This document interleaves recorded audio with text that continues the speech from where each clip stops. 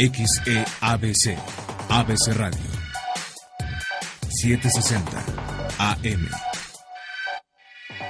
Comunicación con sentido. Continuamos.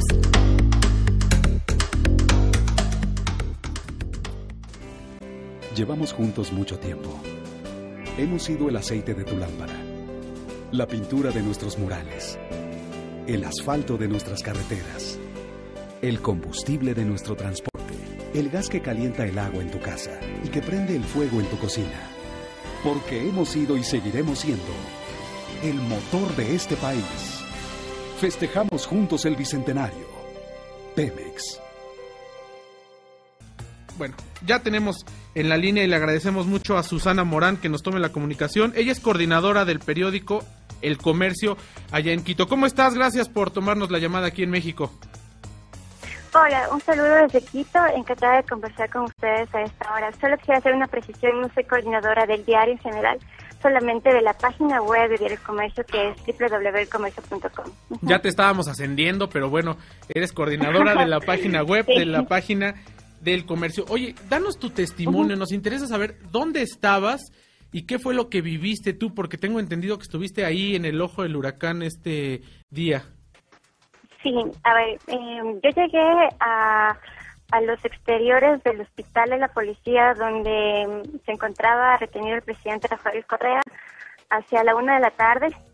y desde entonces empecé a mandar informes vía Twitter sobre el avance de las manifestaciones y sobre cómo se empezaron a tornar cada vez más violentas a medida que transcurría las horas. Hacia las 7:30 de la noche,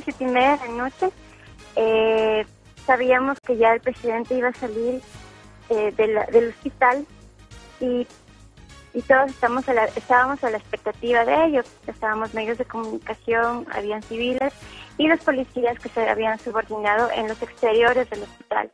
Los policías subordinados incluso hicieron una especie de calle de honor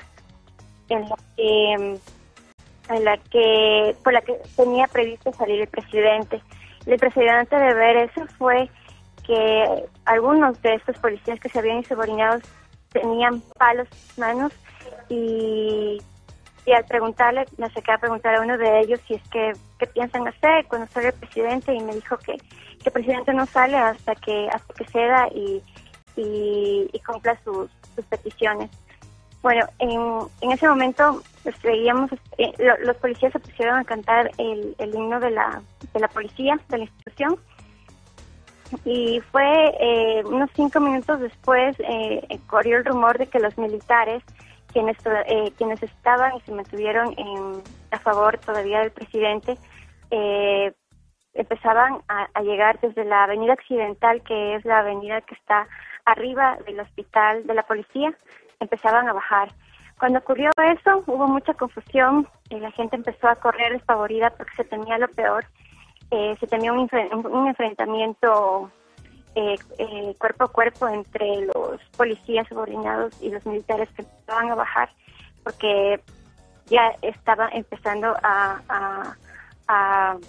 empezaba ya el operativo de rescate del presidente. Entonces, en medio de esa confusión, los comunicadores que estábamos afuera del hospital logramos ingresar al hospital, creo que pensábamos más en cuidarnos en ese momento y meternos en alguna edificación que nos permita cubrirnos.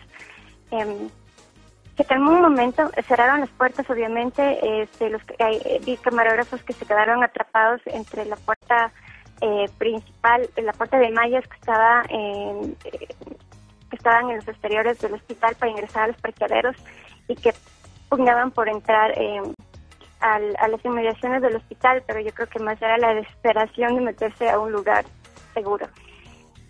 Después de eso hubo unos 20 minutos de calma en que nosotros llegamos hasta los exteriores, sala de emergencia, por donde iba a salir el presidente. Ya se encontraba ahí el auto gris blindado que lo iba a sacar y todos estábamos esperando obviamente el hecho del día, ¿no? La salida del presidente del hospital de la policía. Cuando durante estos 20 minutos yo creo que todos nos pusimos a recargar un poco las baterías del celular, la mayoría, porque todos habían periodistas de radio, de televisión, todo el mundo estaba utilizando mucho su celular para poder informar. Yo lo utilicé más que para dar entrevistas o dar informes vía telefónica, lo utilicé para tuitear. Todo el tiempo conozco algunas herramientas que se pueden utilizar con Twitter y que permiten mandar fotos, permiten mandar videos, y todo eso ya lo tenía configurado en mi celular, así que ni bien me enteré de lo que estaba ocurriendo, entonces tenía, digamos, prácticamente listo la parte técnica para poder lograr hacer una transmisión casi en tiempo real. Sin embargo, ya en la noche las fotos salían de pésima calidad, no había iluminación, y los medios tratábamos de un poco de camuflarnos entre toda la gente, porque los policías, durante todo el día, policías estaban prohibiendo que se filme, que se tome fotos, y a quienes se ponían, por decirlo así, necios, les quitaban las cámaras, les rompían, les quitaban las memorias, las tarjetas de memoria en las que tenían sus fotografías. Entonces, preferí no exponerme más y simplemente escribir. Qué bárbaro. Oye, Susana, ¿cómo sabías? Porque había policías que estaban sublevados y había otros policías que no. Tú como ciudadano, como periodista, ¿cómo sabías quiénes eran de un lado o del otro? ¿O era la confusión que privaba en ese momento? Bueno, sí había confusión, pero sí se podía distinguir. Los policías que estaban sublevados eran básicamente policías de tropa. Entonces, los uniformes, eran policías, por ejemplo, que patrullan la calle, que resguardan los negocios. Y tienen una diferencia con los altos mandos, ¿sí les ves una diferencia en el uniforme? En cambio, los policías especiales, de grupos especiales como el GOE, el GIR, que es el Grupo de Intervención y Rescate de la Policía, tienen otro tipo de uniforme totalmente distinto, ¿no? Por ejemplo, el GIR es totalmente negro y vienen fuertemente armados con escudos y con otro tipo de armamento. Entonces, sí era posible distinguir, ¿no?, de los dos mandos. Cuando llegó el GIR y ya estuvo cerca del hospital, se encontró con un cerco de policías de tropa que estaban en motocicleta. Estimo yo que al menos unos 15 motocicletas hacían un cerco entre el hospital y la avenida Occidental. Entonces, en ese momento, cuando ya empezaron a bajar las fuerzas especiales de la policía, los policías de tropa, los que estaban insubordinados, les empezaron a decir traicioneros, porque de todas maneras es una ala élite, pero también pertenecía a la institución. Entonces lo empezaron a calificar de traicioneros.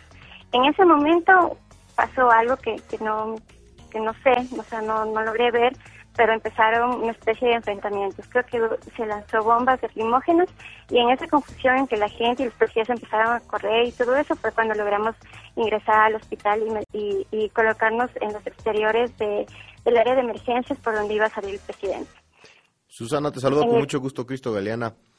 Una pregunta, ¿cómo fue la reacción de la sociedad ecuatoriana, de los ciudadanos, vamos a decirles, comunes ante este suceso, y cómo es hoy en día, después de 2 días más o menos que pasaron de este atentado, cómo se siente? ¿Si hay tensión, hay más tranquilidad por parte de la sociedad de Ecuador?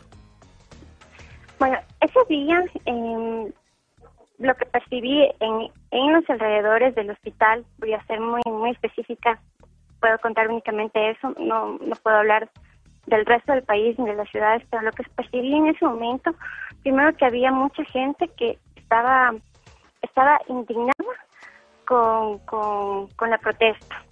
Ellos decían, incluso había gente que no era correísta, conversé con algunos de ellos, decían que no eran correístas, pero que no le parecía y no estaba de acuerdo con ese tipo de protesta, y más aún que una de las fuerzas que ponen el orden en una democracia, en una sociedad, esté haciendo eso.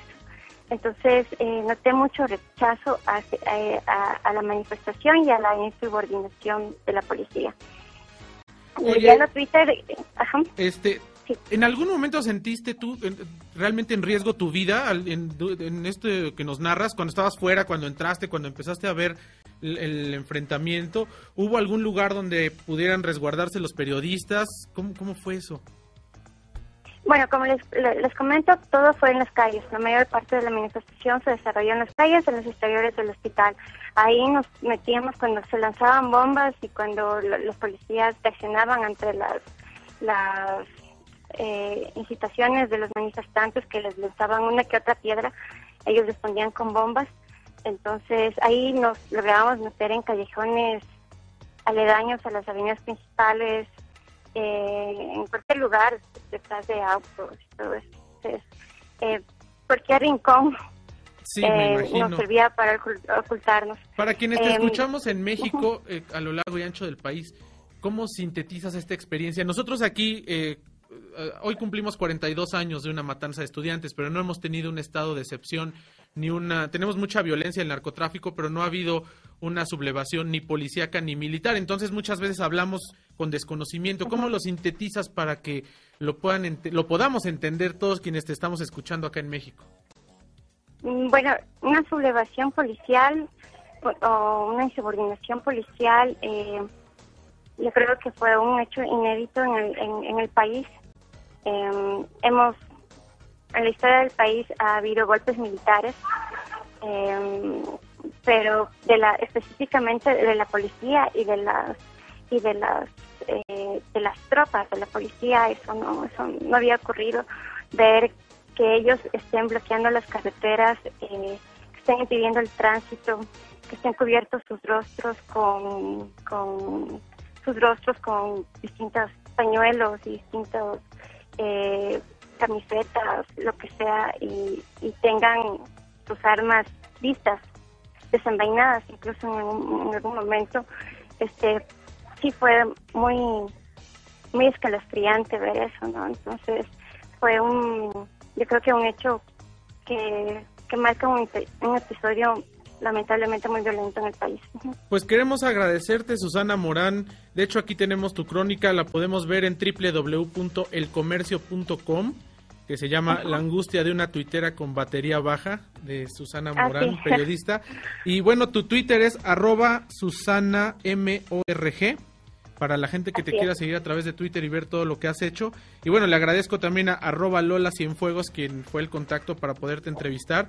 Pues le damos las gracias, Cristo, que nos haya dado este testimonio directamente de alguien que lo vivió ahí en el lugar.